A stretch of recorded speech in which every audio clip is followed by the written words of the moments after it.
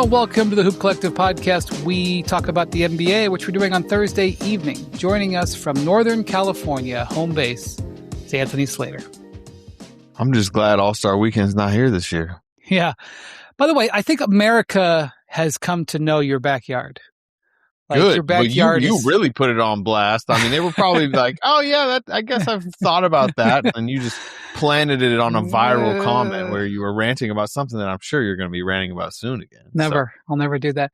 Joining us from Los Angeles, where thank God I escaped from today, but Vince Goodwill will hold down our coverage this weekend. Not the only one, trust me, but this is the day before the hellhole begins in L.A., Wendy. Slater, Vince was too clean on NBA today. His suit that he had today was like, we don't meet that standard on NBA today. You know, we dress up a little bit. I heard some sunglasses too, right?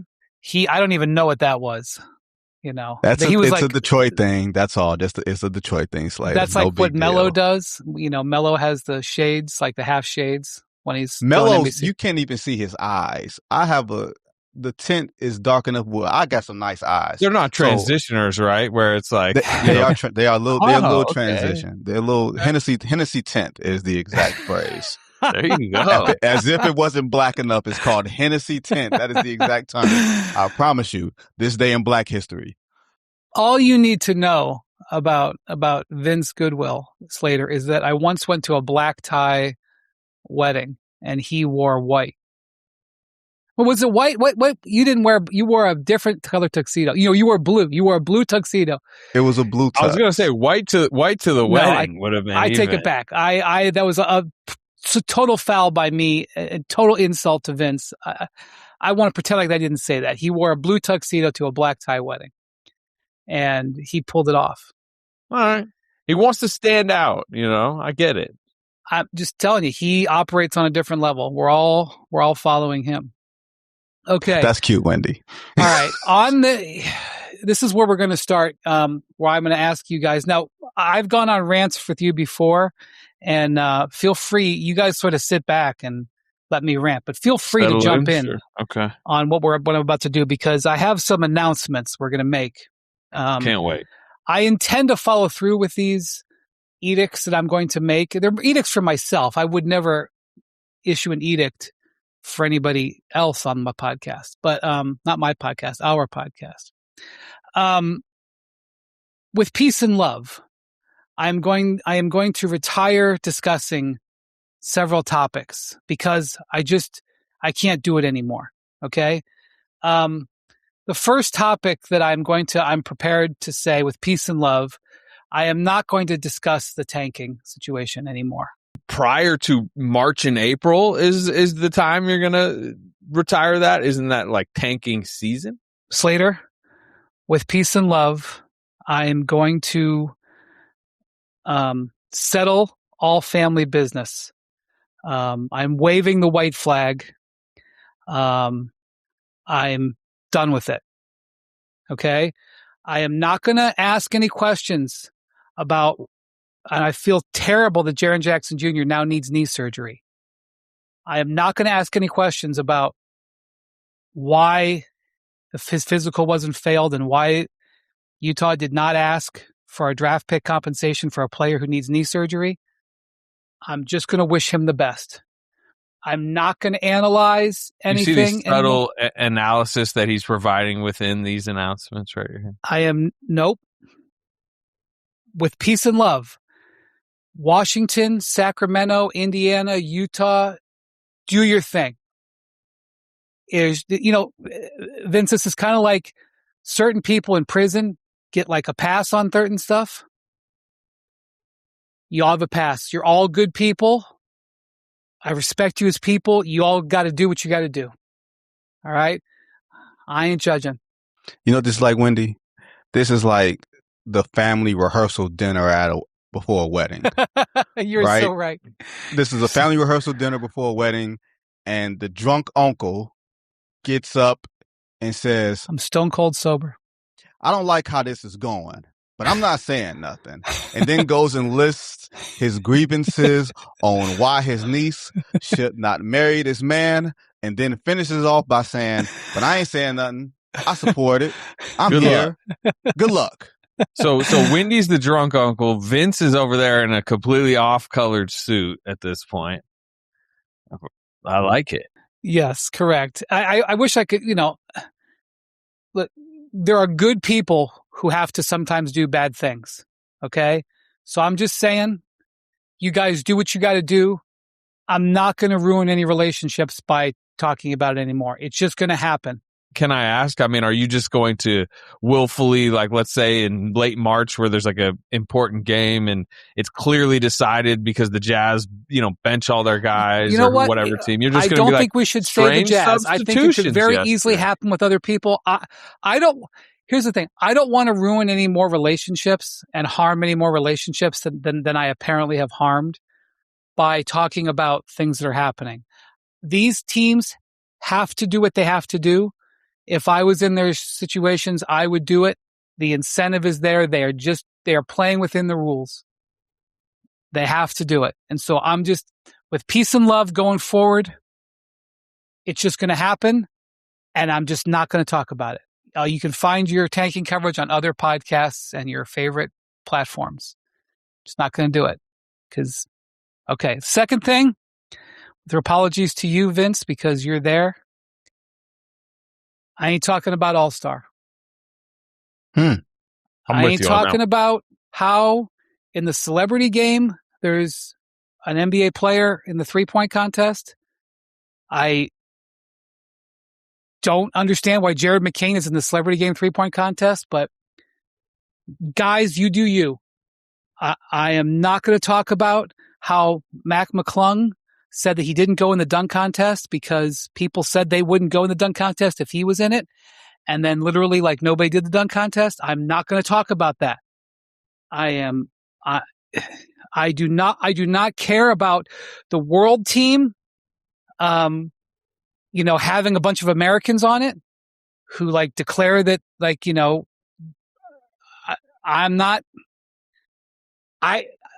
can't be asked about and I can't give a level-headed assessment about how this is supposed to be like nationalism and stuff when you got a bunch of Americans on the world team. I'm not going to talk about it, Vince. You are there. I will rely on your coverage. Our ESPN consumers will rely on your coverage. I'm not going to talk about it. I'm not going to watch it. I'm not going to talk about it with peace and love. Okay. I agree with that one. No complaints there. Okay. I am not going to talk about Jonathan Kuminga. With peace and love, Slater, I hope that he averages 20 and 10 the rest of the season with Atlanta. I hope he gets paid in this offseason. Vince, did you read the story that It was very well done.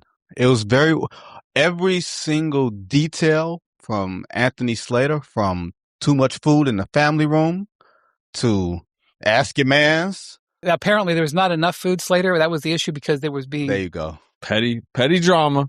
Yeah. The one thing with that is you might not, but if the Hawks are in the playoffs and he's a contributor, it might be that one. Well, yes. I'm just saying until there's new events. Well, I will tell you what you're not going to be talking about, at least for the foreseeable future. His, gripes with an organization who has gripes with him back, because he, from everything I've heard, is very happy and settling in Atlanta. So fresh start. Yeah. I will just say that when I was a beat writer in Cleveland, when I was covering the Cavs every day from 2003 to 2010, and then I did it a lot from 2014 to 18, the food in the family room, when there was leftover food, they would bring it to the media late at night. And so it would be cold, but it was much appreciated. And lots of Uncrustables, Vince, because, they brought them for the kids. And like, though, once an Uncrustable like has been like defrosted or whatever, like it's one and done, like it's perishable. So like they would just bring these big giant buckets of Uncrustables and like they couldn't go to waste. And like the media how an Uncrustable hits at like 12:45 a.m. after doing SVP? Like, the pizzas they brought were a little bit rough, but listen, it was a kind thing that the Cavs would do, was to dump us with the food they were going to throw away. And I have to say, like, I would feel a certain way, Slater, if I am, maybe I shouldn't be, maybe this is the naivety of me, but I wrote that story. I did, as I was going through like the final stages of it, like, yeah, this anecdote is gonna like, make a little bit of headlines, but I didn't know it was just gonna explode to such a degree where it was just like meme city yesterday. And I know you worked so hard on a feature story. And you do like, there's like tough quotes in there and everything like that. This happened with, I think it was it Christian Clark with the New Orleans newspaper when he wrote the story about, Zion Williamson and David Griffin. And it was like David Griffin would play the piano or something for Zion. And like, there was all this like reporting about it and everybody just focused on, the concept of Griff playing the piano. Yeah, that was yesterday. Yeah. But I mean, by the way, like the story is one of those stories that sort of goes deep into the, I'm not going to talk about it, but let me say this, because what you are voicing with your, on your soapbox about all the things that you are never going to speak again, you're voicing what felt like a fatigue from not only you, but a lot of consumers about the Jonathan Kuminga experience. And I can't imagine you lived it for years. Backyard right here. And the idea that like, why is there so much coverage about a guy that has been like a fourth man and then a seventh man and then an eighth man? But as I was trying to convey in the story, and I think throughout this process, if you took 2 steps back, bigger picture, it was always like, this was about so much more than Jonathan Kuminga. This was about the Warriors. This was about this brand franchise in the fading days of one of the most popular players in NBA history, and this dynasty and this tug of war and the castle politics, of it all, and the 2 timeline era and what Jonathan Kuminga represented. Castle politics. I love it. I mean, that's how I'd describe it. And like obviously within that are fascinating human elements of like stubbornness and ego. And, it really, Jonathan Kuminga's experience, particularly over the last year, as he really tried to get away from the Warriors this summer, really struck a chord with former players. I mean, you saw how many former players came out, and I think they saw, hey, young player really is trying to get away from situation that he feels is holding him down. And maybe he is wrong, maybe he's right, but, they seem to, I guess, understand that it was about so much more than, hey, why are we talking about a seventh man? Was always my opinion. Yes, I do understand that. I will just say, you got Steve Kerr on the record on a lot of this. Yeah, Steve Kerr was like, okay, I'll talk about the relationship. So, I feel like Steve Kerr. Am I wrong? I mean, he's always been pretty good with the media, but am I wrong, or has Steve Kerr been like extra honest this year? Yeah, I mean, he's one of the more open communicators probably in league history. He's considered one of the best analysts on TV, right? And there's like TNT days. The guy went on the DNC and gave like one of the like closing remarks at one of the DNC nights. Like he's out there and he's willing to like express himself. Well, it's one thing to say something about politically. It's another thing to talk about your team and say we're a fading dynasty. Well, yeah. Well, look, it was in the story, and part of what I got him on the record was that was a lot of the issues for Jonathan Kuminga, was how many times he openly talked about Jonathan Kuminga, and at times talked about how he didn't think Jonathan Kuminga fit, had the ceiling that Jonathan Kuminga had. And yes, that was like a lot of like Jonathan Kuminga's hurt, in a sense, was like he knew his coach, who was controlling his future, did not believe in him, and he knew it because he would read about it and he would see it. I put a story in there in the locker room in Chicago after he's getting a DMP, and he, Jonathan Kuminga does the very political, I'll be there when I'm ready. That's coach's decision. And then it's like, hey, come over here. Did y'all, and he's asking me, did you guys ask him about me tonight? And it's like, yeah, of course. What did he say? And it's like, Steve Kerr said, hey, it could happen to anyone other than stars in this league. And he's like, again, why does he have to keep, making these headline quotes about me, in a sense? So to your point, and Steve talked about it, it's just like, look, I'm honest, I'm forthcoming, and sometimes you have to tell players hard truths. But yeah, this season he has, on the last year of his deal, and I think we've talked about this on past podcasts, but there's a freedom to the way he is communicating for sure. Wendy, you know what? I don't think Steve Kerr even figured out, or maybe Kuminga didn't figure out like the correlation, because you had a couple lines in there about Kerr giving him like inspirational text messages and stuff like that, and those messages not being returned. So him not being returned and then him talking about it in the media, I'm betting those two things are probably related in some way. Like Steve Kerr feeling rejected by a player when I'm sure if he went off on Draymond Green might, MF him right back, but he'd at least reply. Kuminga gave him nothing. He gave him dust. So that probably prompted a lot more of this, sort of media psychology. Like all of this, I think, is tied. Like, what they say with The Wire, all the pieces matter. Like all of this stuff happened. And I think for Kerr, Kuminga's the one guy he couldn't figure out. And I think to a degree, it probably eats at him that he couldn't figure out the guy, or he did figure out the guy and figured out, hey man, me and this dude just ain't gonna work. Also, contracts and future situations matter. And I think the Warriors this past summer announced to the world that Jonathan Kuminga, who prior to Joe Lacob and Mike Dunleavy's front office in year 2, year 3 represented, one of the guys they wanted to hand the keys to. This past summer, they told Jonathan Kuminga to his face and told the world, no, you're trade bait. And in a lot of ways, I think that freed Steve Kerr to coach him however he wanted to coach him and put Guy Santos in over him if he wanted to and say whatever he wanted. And, again, I think the way he was handled above led to the toxicity below. And part of that was, I don't think, if Steve knows, look, you're just trying to get this guy to the deadline to move him, I don't have to soften any part of my coaching of him. By the way, I liked last night. I was watching the Spurs Warriors game, and Kerr called Draymond over in the middle of during free throws and was, coaching him up or whatever. And then it was done. They gave each other a slap high five. You rarely see the mid-game slap high five after coaching. Usually, you get it like when you're coming on and off the bench, it's a greeting. I like that move. Be that all as it may, I'm not talking about Kuminga anymore. With peace and love. The last thing I will say, and I've heard this from a couple people in the last couple of days, they've said because of the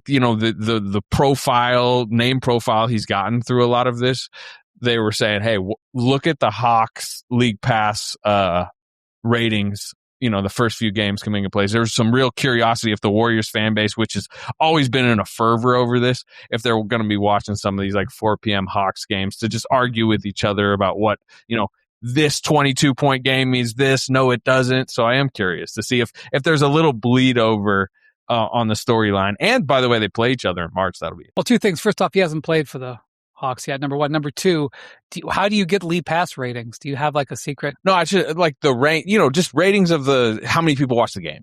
How many people that? I don't even know.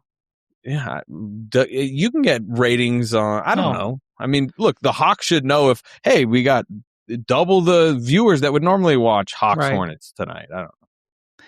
Hey man, the Hornets are must-see TV. I would watch it for the Hornets. With all due respect. All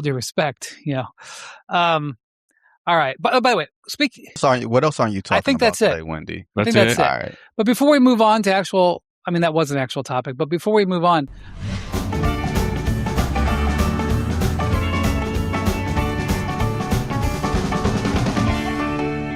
as long as we're talking about food, team food, it's generally frowned upon to eat team food. And so I've told the story before, but it's been a few years. Vince, have I ever talked to you, or Slater, have I ever talked to you about the Clippers playoff food? No.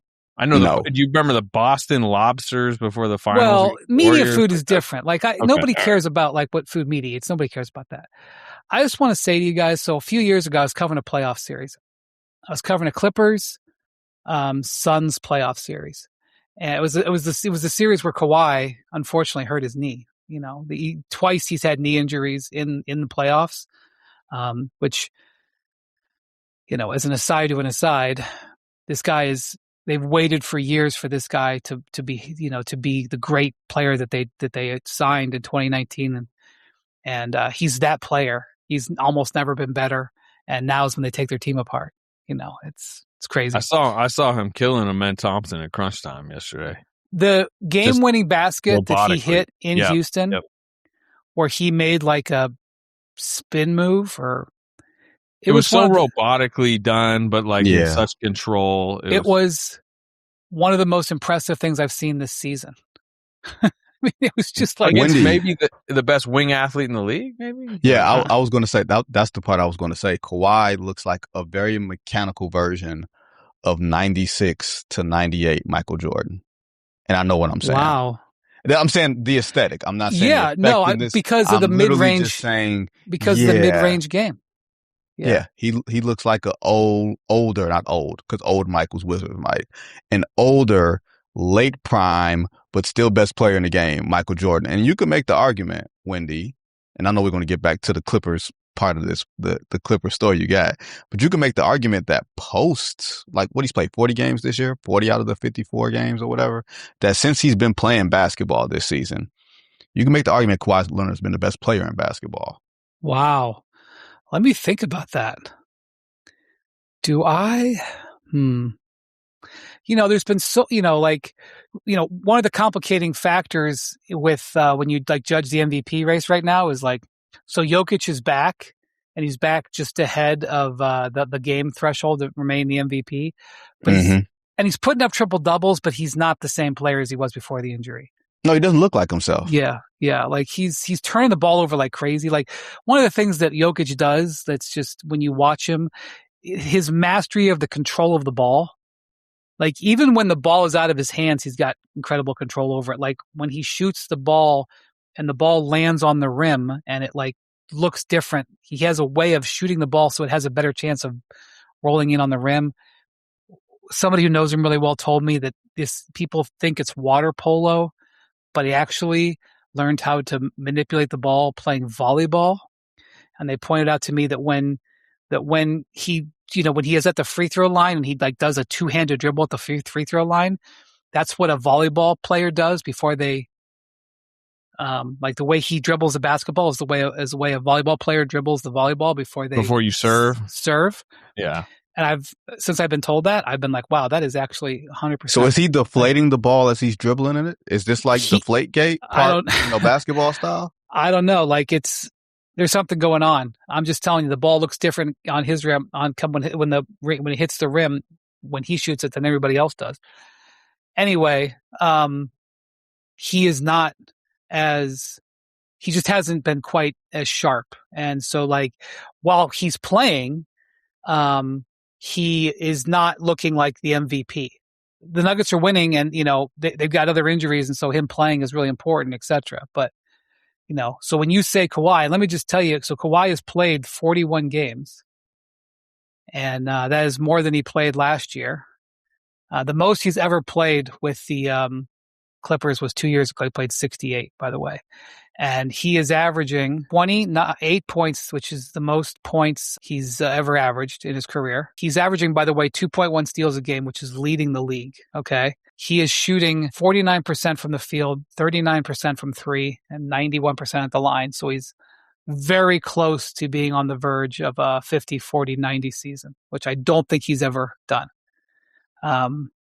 So that would be on that verge. So I also think he becomes a very fascinating trade candidate in the summer, depending on what happens with this aspiration, the aftermath of that. I don't know what's going to happen with the aspiration deal. I'm not going to pretend to know. But as people have talked about, when the Wolves got busted with Joe Smith, A, B, C, D, E, F, G happened. And so that'll happen again or whatever. First off, that was David Stern. And if you want to compare apples to apples, you ain't comparing how Adam Silver does justice to David Stern. I mean, we're in that's a whole nother side conversation. The second thing is Joe Smith's contract did get voided, which was good because it was a BS contract, but he didn't get punished. Joe Smith didn't get suspended. He was able to go sign with whoever he wanted. Yeah, I was going to say if Kawhi just got voided, then he just becomes a fascinating free agent. Yes, I don't pretend to know what Kawhi they could find him guilty of, but I think it's very unlikely that he personally faces discipline that would keep him even like a suspension. You don't think? For what? Right. What do you I mean, what going around his contract to honestly, as you read and and, follow the details. And I know it's been a month on month saga. He's kind of one of the villains in the whole situation, it seems. Well, he may be a villain, but what rule is he breaking? He's not in charge of giving himself money. Allegedly, it's all been alleged. You can ask for whatever you want. If someone gives it to you, that's the problem. Listen, my father once told me, Vince, you can only get what you ask for. That's a very simple but good advice. Yeah. But I will say the way he actually said it was, you could only get what you can ask for with a straight face. But that doesn't even apply to Kawhi because every conversation is a straight face. Like he'd be an incredible negotiator. And maybe he is. I think him and Uncle Dennis are probably very shrewd with how they move. I will say this. When the Clippers started off really slow, and I don't know if it was ever reported or whatever, but there were a couple of contenders that was doing some real homework on Kawhi to try to figure out, hey, if the Clippers are going to blow this up, we still think Kawhi is really, really good. And the bet would have been a good bet considering what we've seen from Kawhi since then. But it's a self bet that the Clippers didn't make a move on him. The question is, they're not going to extend him, right? Like they want to keep their books clean in 27. What happens next year? Like this year's a wash to me, right? Like the Clippers are so far behind the 6th seed. They punted. Right. No, but not just that. Like they weren't going to give Harden the money. Like if Harden was willing to play, then they would have played this year out with Harden. Harden forced their hand because Harden wanted to get paid and they weren't going to pay him. And we all know what happens when James Harden doesn't get his money. We sure do. Shit gets bad. You know what I mean? So punting on this year wasn't necessarily their choice. I'm curious what Kawhi's appetite is after next season. Is he going to be tied to staying in LA? Could that be him opening the door to be a third guy with the Lakers? Like, I am so fascinated by what this means for Kawhi if finally his body is holding up in a way that he can manage it and be maybe a third guy. If he finishes this season strong, why wouldn't he go and say, give me a new contract? And if he doesn't get it, why wouldn't he take action? He'd be an obvious Warriors candidate. I mean, secondary, obviously they've been in the Giannis chase, but that's they need a big wing who can score and defend. Well, this is the thing. As soon as they traded Harden, and I heard, basically, as soon as they traded Harden, I checked on Zubats, and the answer that I heard was, I didn't hear no. And so for 2 days, I was like, I think Zubats is going to go. And he did. And I said, if Zubats is going to go, then what about Kawhi? And so Vince, you're talking about teams investigating Kawhi.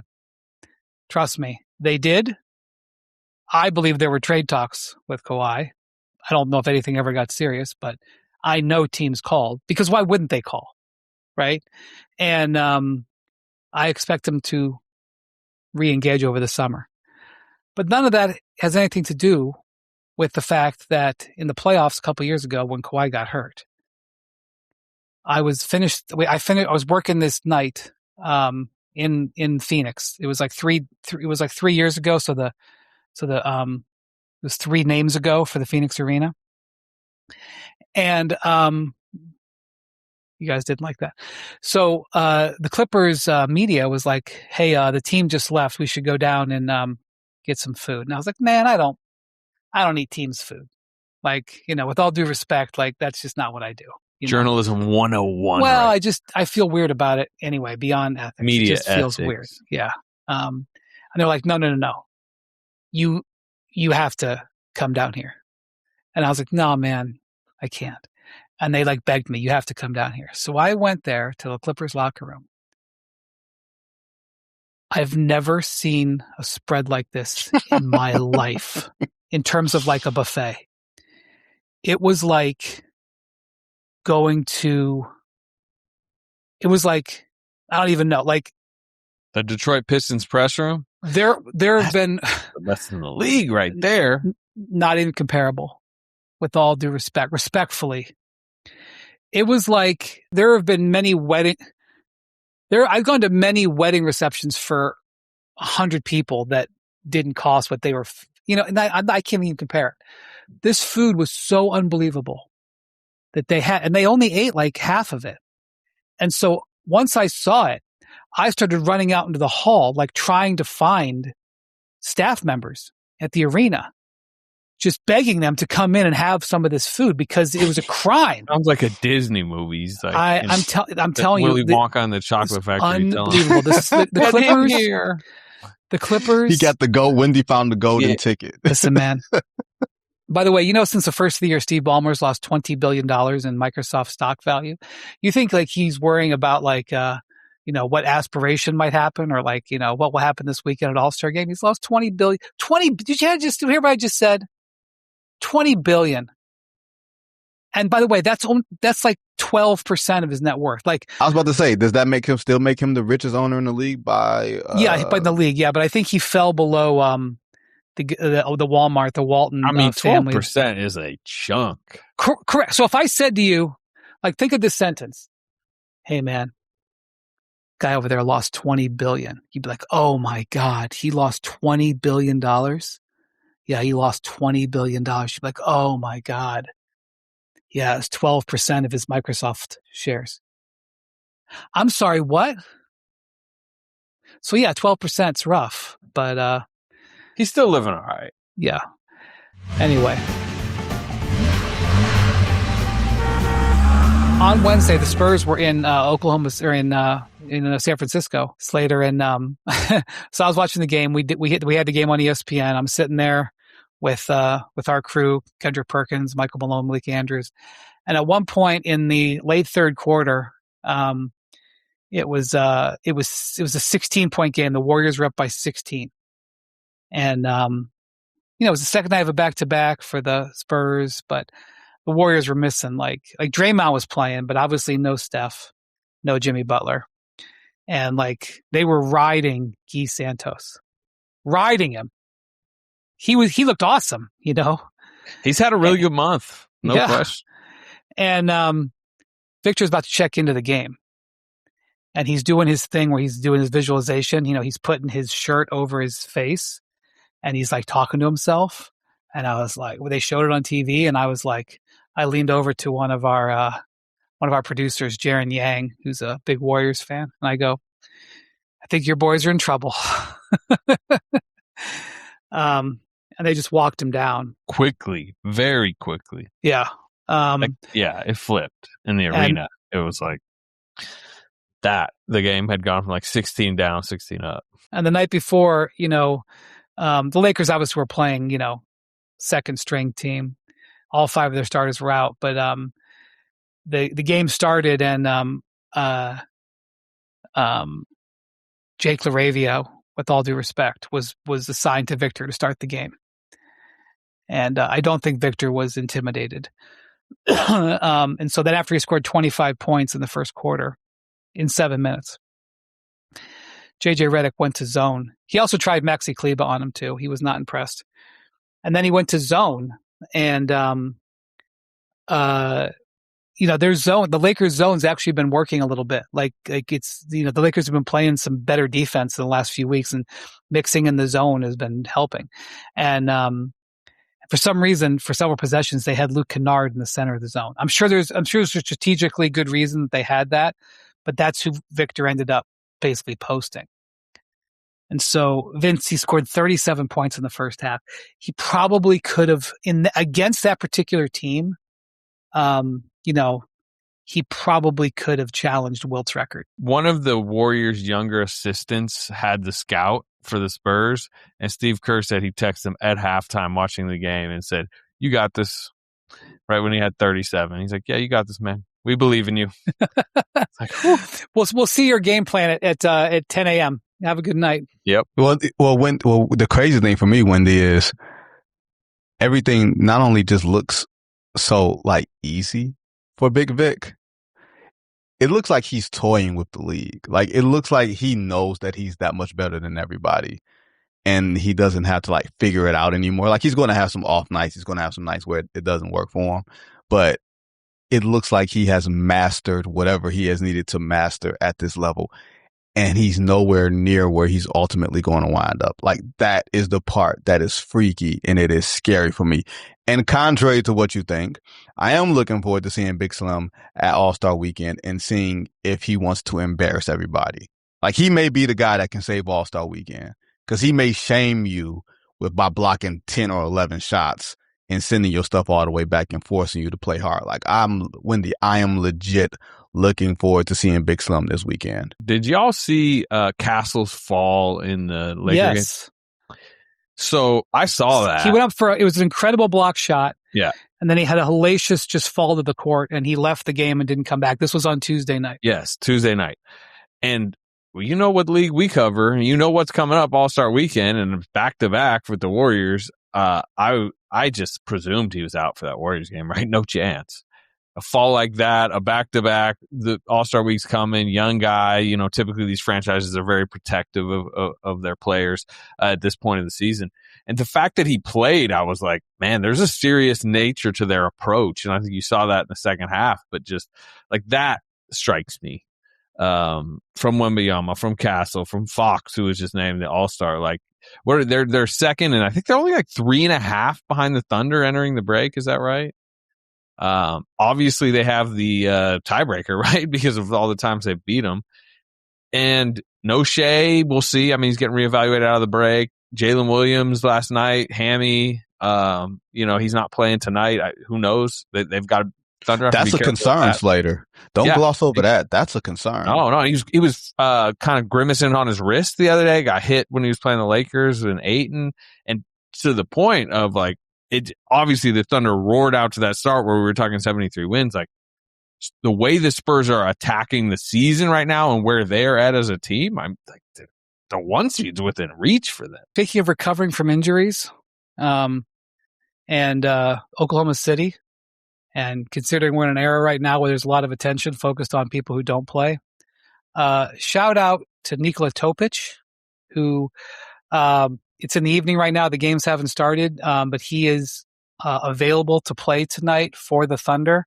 And I think there's a good chance he's going to make his NBA debut. He has come back from testicular cancer. That happened this season. Yeah, he played in the preseason debut, and then it was discovered. Like he played in their opener in the preseason. So yeah, that's wild. There's some guys who are, look, teams are incentivized. It's not if a player is not playing because a team has him listed as rest, it's not a commentary on the player. The team does it. The team's going to make that call. So it's not comparison, but. Just as a profile and courage, how about it? He missed all last year with the torn ACL, and now he is all ready to play. Plays in the summer for his national team, and then with Serbia, and then he is ready to go, ready to make his debut. He's going to play for the champs and gets has this terrible diagnosis. Gets treatment immediately for it, and works his way back. He's played a couple of games in the G League. And, I think the one game I saw, he had 16 minutes and he had 7 points and 7 assists. So, so that's really a cool story right ahead of the All-Star break here. So, but I mean, the Spurs are, if you're going to create the case that they're going to win multiple series, it starts with having home court. And as far as the All-Star game goes, which I promised I wasn't going to talk about, Vince, but one thing I will say is the All-Star game, part of the reason why I think the All-Star game has lost its importance is that between 2005, if you look at the 2005-06 season, okay, the max salary was between like 12 and 16 million. So if you were like the low max in 2005-06, you made 12. If you were the high max, you made 16. Okay. 10 years later, so 2015-16 season, which I'm picking 20 and 10 years ago, but it was also right before the cap spike. The salaries went from like 12 million or 14 million was the lowest max to like 22 million was the highest max. So, the super high, the highest paid players went from $16 million a year to $22 million a year in that 10 years. Okay. And part of that was affected because we had a global financial crisis in between there. But, that was the growth of the top end players. 10 years later, 25, 26, the low end of the max is 38 million and the high end of the max is 54 million. So 10 years ago, the highest paid players were making in the low 20s and now they're making in the low 50s. Okay. So if you tell me why is there not a lot of incentive in the All-Star game, I would say, well, why was there incentive to do anything? The money is flying at the players, just flying at them for the star players. Like, what is their incentive to, it's hard. It's a hard sell to them to say, go out there and sell the game. Well, this is the you can't make me generation too, if you think about it. Well, you can't make me is one thing, but then you can't make me, and you also look. Every year, my paycheck is exploding. Why should I talk about incentive? Well, I mean, also, and I tweeted this yesterday. And when you think about the league as a whole, you've got everybody. I'm gonna say it's a negative thing. I think it's just a factor of where we are. Everybody's thinking about themselves. Right? The players think about themselves. They're not thinking about growing the game. When we talk about tanking, the teams, no one's thinking about the greater good of the league. Right? Now, nobody's thinking of themselves as a business partner in this enterprise, this competitive enterprise, but a business partner in this enterprise that's still supposed to be grown. And like, not to get on the soapbox or anything like that, Wendy, but everybody's cashing in on nostalgia, but not creating any. Like the throwback jerseys and everything else, what classic things are we creating? Now, we're not creating anything classic. We are just cashing in on it. And the players are a function of that. Like you don't have to tell them to play. Like there is no incentive for All-Star Weekend for them to go and do more things because it's going to be a financial reward on the back end because they're making so much money. No shade to them, get all of your money. I'm one of those people, get all of your money. Right. But there is no incentive for them beyond. There's no way you can emotionally bribe them anymore, or emotionally growing the game is code for anymore. Growing your paycheck, right? Yeah, that's code. Yeah. So if the paycheck is already exploding, what incentive do you have to do that? The other thing is in 2016, that's when Kobe retired. So you have the explosion of salaries plus the guy who was who would talk about holding people accountable in the All-Star game. You remember that one game in Orlando. I don't remember what year it was where LeBron didn't take the last shot and Kobe, it was against Kobe's team, and Kobe was holding LeBron accountable. Like, what are you talking about? You're not gonna didn't Wade break Kobe's nose? Yes. Yeah, that game. That was that game. And Kobe wanted just the challenge. Even if LeBron busted him in his face with the shot, I think Kobe would have respected it had that happened. But he saw LeBron chicken out. Like, you will never see that level of accountability from player to player anymore. Because Twitter holds players accountable in ways that we will never, like the fourth wall has been broken. So players are so afraid of being dunked on or being crossed over, or somebody or being embarrassed in some way that they'll never try hard again in these games. They're so afraid. They've become such snowflakes to some degree. And he says snowflakes. Yeah, I said it. And here's the other thing. If Kobe was the guy that was holding all the guys accountable because Kobe was the standard bearer, Kobe was the old guy, we got to look at today's old guys and say they're not holding up their end of the bargin. Not when it comes to this. I'm violating LeBron, my rule. That's KD. It's Jackson, all I didn't even make one podcast. I was going to say that. You are violating your rules with Windhorst already. My bad. Not even holding myself accountable. Brian, I made you violate your rule. My bad. This is my fault. Blame the black guy. That's what I was going to do. I was going to wait till we were off the air to do it. By the way, speaking of that, did you see Jalen Brunson crossed over TJ McConnell hellaciously the other day in the Garden? Yes. And Jalen, crossed him over. TJ fell. Jalen stepped back, took a three, and he missed it. And then TJ put his arm around Jalen and said, "Thank you for missing that shot." I did not need that on my clip resume forever. Maybe that'll be what Victor does. I mean, I don't know if a player of Victor's profile, a young player, French player who's yet to win anything meaningful on the stage can do that, but he can certainly show him up. Speaking of the Knicks, Vince, we've had 2 Knicks games in the last week on ESPN ABC. So doing a lot of prep work with that and watching them. One game was in Boston, and they absolutely destroyed the Celtics. It was an extremely impressive performance, as good as I've seen the Knicks play defensively all year long. Then they lose at home to the Pacers in a game where they were favored by 15 points.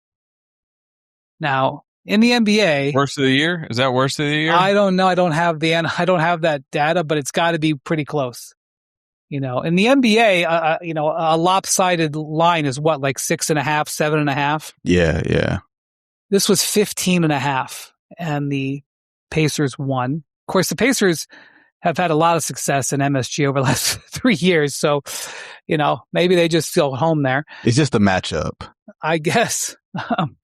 But it was an overtime. And then they play the second night of back-to-back in Philly. Now, Philly, no Wemby. They're coming off the West Coast, et cetera, et cetera. But they have one of the best offensive games I've seen from them all year. And after the game is decided, Jose Alvarado gets deployed and knocks down 8 3-pointers off the bench and has 5 steals. In like 19 minutes or something. I don't know. It was something like that. I think it was 19 minutes, 28 points, 5 steals. The Philly fans all left, and the Knicks fans were all there, and it turned into a Madison Square Garden South again as they were celebrating Alvarado. Alvarado's first game, he scored like 12 points in like 15 minutes, was unbelievable. Comes home to the Garden, was awful. Goes to Philly, is unbelievable. He's already a Knick. He's fit right into, he's practically Clyde Frazier. He's so much of a Knick right now with that. They say to me, who's going to win? Who's going to win these? And I go, I don't know. And people are like, what do you mean you don't know? This is your job. What do you want me to say? Look at this team. I've watched them in the course of 5 days. I've watched them twice dominate teams that I think they could face in the playoffs, one on one end of the court, one on the other, get obliterated, lose to one of the worst teams in the league. And by the way, the game before the Celtics game, they played in Detroit and lost by 40. What am I supposed to do with this, Vince? Their highs are so high and their lows are so low. Like offensively, because you got so many guys that can shoot from 3, because you have some, like the wing depth, especially now that, adding Jeremy Sohan, I'm looking forward to seeing what color he's going to wear his hair. But the highs are just so high. Like they can bombs away, from you from 3. And if Karl Towns is engaged and not in foul trouble, right, and not in his own head, then they have an element of talent that nobody in the East can match. But the problem is the second something goes wrong. And this is the problem. To me, the great indicator of being in the playoffs is how well will you play when things are not going your way? Can you manufacture a win when something goes wrong? The problem with the Knicks is when everything's going right, they can overwhelm you. But when one thing goes wrong, they don't know how to handle the slightest bit of adversity. Like even Jalen Brunson the other night against Indiana just went full, I'm taking every shot. Like in the last 5 minutes or so. And he hasn't done that in a long time because normally he comes up big late, so you don't pay much attention to it. But when he's off, it's very noticeable. When Karl Towns is on, it's very noticeable. When he's off, committing offensive fouls, jumping over people's back, playing the bongos or whatever it is, you see it all. The question is, you don't know what to believe because their highs are so high and their lows are so low. He's calling them front runners, Brian. Knicks fans. I said nothing of the sort. I did not call them front runners. Can a team like that win 3 playoff series and win the East? A team like that can win 2 playoff series.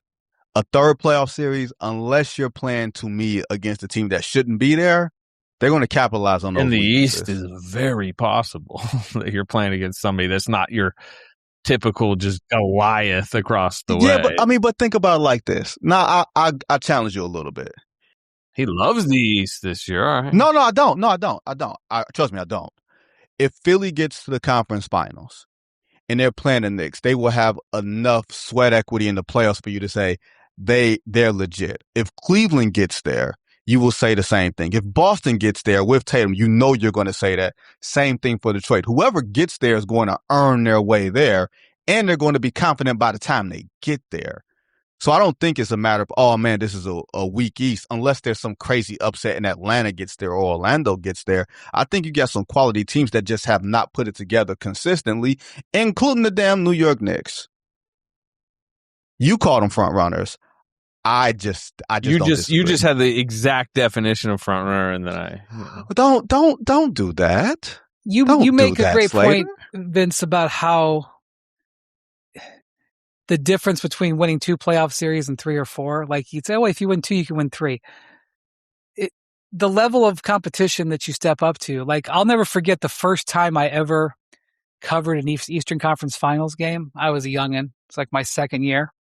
I was in Detroit. It was Detroit against Miami, I think. Ooh. And I felt, I covered that game. I was like, wow, this is another level. And I remember Durant talking about this. You remember, of course, in the COVID year where Durant had the shot where his toe was on the line. Otherwise, the Nets would have won the game, and the Bucks end up winning in overtime, and then they win the title. And people always used to say, if Durant's toe is, 2 centimeters shorter, people said I guess Durant sometimes wore a size shoe bigger than he had needed because he liked the way it felt. If he wore like 1 size smaller shoe, and Durant called him out on that. He was like, because you're talking about winning the second round. He goes, you know how much, Durant's a guy who had won championships, had been to 3 finals. He's like, he knows. He's like, do you know what the difference is between winning 7 playoff games and winning 16 is? Because that's what they'd won. They'd won 7. He's like, because Kyrie had gotten hurt, and Harden had and Harden was hurt. Harden had a hamstring, groin or hamstring, yeah. And he's like, you're crazy. He's like, we weren't winning that championship. He's like, you have any idea of the difference between winning a second round series and winning a conference final series, much less winning a finals game? And that is damn right. And so that's important when you look at these teams. And when you look at the Spurs too, the Spurs, I think, can beat anybody. Can they, with a team this inexperienced? And, my concern with Victor, last night I'm watching that game, Slater, and while the Warriors are behind, I'm watching, there's 3, 4, 5 possessions in a row where Victor never goes inside the 3-point line on offense. And I know he can hit the 3. In fact, he's been shooting the 3 better and better as the season goes along. But I also know that if he does that at the wrong time, he's bailing the other team out, which is what Durant was saying the other day when the Rockets beat him. He's like, you're bailing out.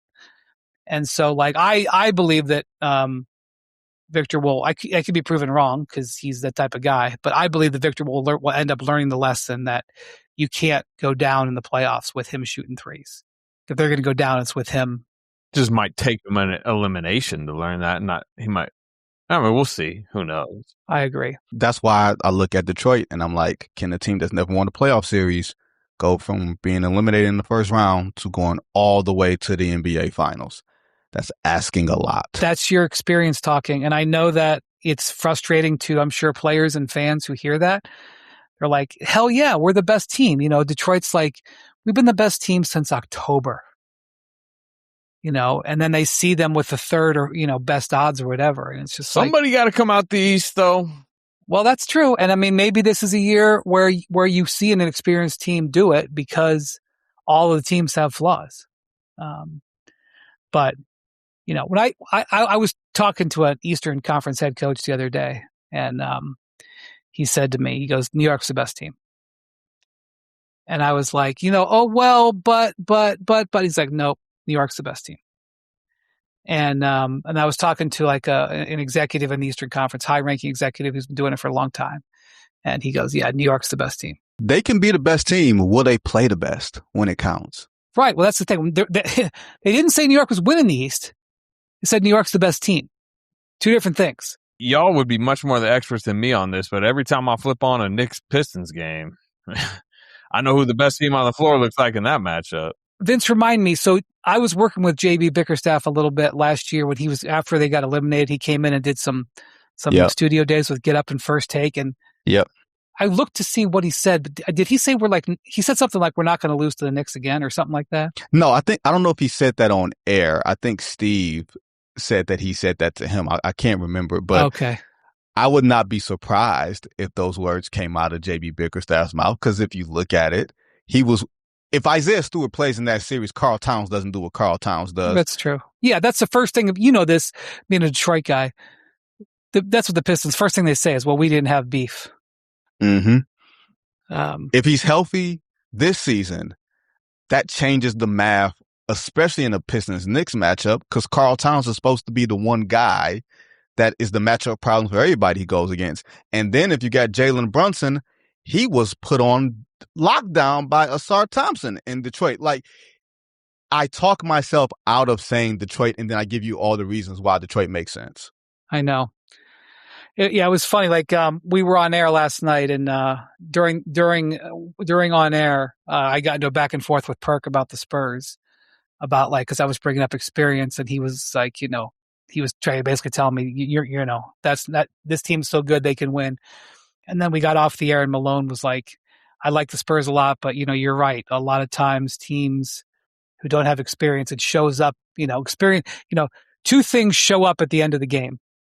And I don't care if you're playing high school basketball, if you're playing low major Division I, or you're playing NBA Finals. Two things show up at the end of the game: size and experience. I'm not saying that always determines the outcome. Size and experience always show up. And so look out when Victor gets experience is what I'm saying. But size and experience show up. And so I don't know. We'll see. The Knicks have got a lot of reps with this unit. They got some scars, but this unit has put some years in together now. They better win this year. They're the one team in the East that better win. Yeah, I mean, that's one thing. Detroit's stress level is completely different than New York's stress level. Detroit gets down 2-0 in a series, and New York gets down 2-0 in a series. It's a totally different feel. When they face an elimination game. So, but the one thing I'll say before we go, every year I see the same mistake get made, and it's a lot of times made by people who have been around the game for a long time. And that mistake is thinking that the regular season has anything to do with the playoffs. Different sport. Playoffs and regular season, different sport. Yeah. Jackson gave the current DraftKings odds for the Eastern Conference. Cavs are plus 300. They're the favorites. Knicks are plus 330. That's essentially the same. Pistons plus 350. Celtics plus 380. So you're basically getting 3.5 to 1 on all of them. And the 76ers, as of last night, were plus 1,100. So 76ers were 11 to 1. And I was trying to talk myself into saying that that's a undervalued. Don't do it. Don't you do it. And then I saw what happened to him. Wendy. And I saw what happened to him. Don't you do it. Which Embiid got hurt. And then it was never a game. So I'm glad I didn't say that. So maybe they're properly valued. So, all right, Slater, enjoy your All-Star weekend. Oh, I will. Vince, I'm looking forward to your robust coverage of the proceedings. Robust coverage. Yeah. Will be fun. Yeah. You were built for All-Star weekend. I don't know how. I mean, we made, Vince is low man on the totem pole, so we made him go. I don't know how you got out of it, Slater. I think you should be there. I'm going to call a meeting of management. There are also 0 Warriors participating in All-Star Weekend, so that's that as it may. I think I know. With all due respect, he's going to say that for like the 8th time today. With all due respect, respectfully, that was like Jordan Clarkson. Did you see that the other day on X? Somebody said something about him, and then he told him to do something to part of his anatomy, and they followed up with another post. Respectfully. I loved it. Respectfully, even though you guys got like decades in, how you didn't get that assignment, Slater. I'm gonna have to speak to somebody about that. We're gonna adjust that. We're gonna make you cover the draft skills combine. Challenge. Yeah, the skills challenge remotely. I'll cover the plan. Don't worry. Yeah, the plan. All right. Thank you very much to our producers, Tucker, Mark, Devon, and Jackson. Thank you to Vinny, Vince, Goodwill, and Anthony Slater. Thank you for watching Listen to Hoop Collective. We'll talk to you next week.